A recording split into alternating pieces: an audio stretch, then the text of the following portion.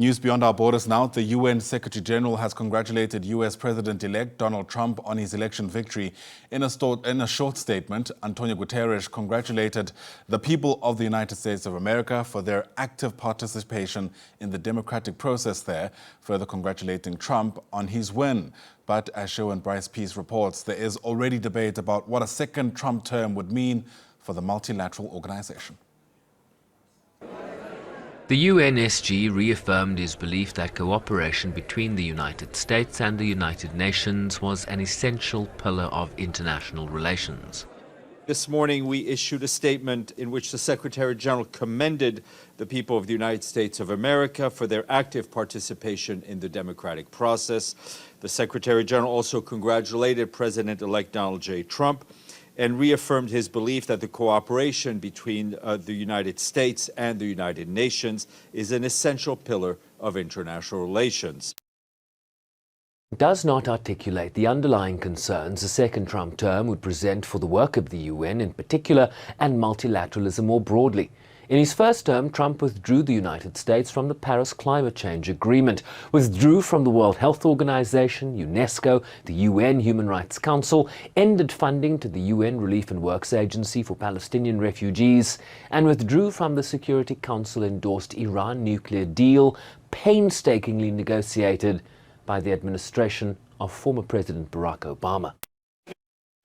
Welcome. How are you doing? Welcome. Under the Biden administration, the United States has re-engaged with the UN as the spokesperson was pressed about possible funding cuts from an incoming Republican administration that already had a skeptical view of the UN. I don't want to preempt whatever decision may be made by the next administration. I would say that over the last few years, the Secretary General, I think, has been very frugal in managing the money because we've been over the last few years living in a liquidity crisis, which has forced us to be very responsible how money is spent.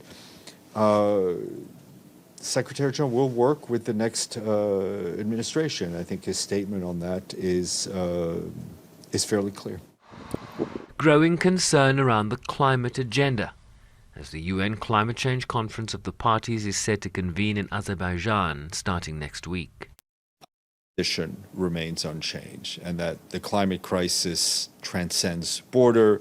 Solving it is going to require unprecedented international cooperation.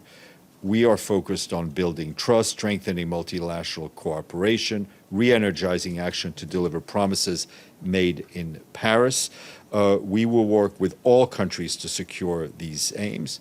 I mean, the UN, the Secretary General in this regard, are conveners and bridge builders. We're trying to bring all countries to the table. And I think COP, in a sense, a key purpose of this COP is to enable more nations to share in the vast economic benefits of stronger climate action, to protect their peoples from worsening climate impact. Ambitious goals in Baku remain essential. Ambitious goals premised on global cooperation in an environment that appears increasingly to be pulling in a different direction. Sherwin Bryce-Pease, SABC News, New York.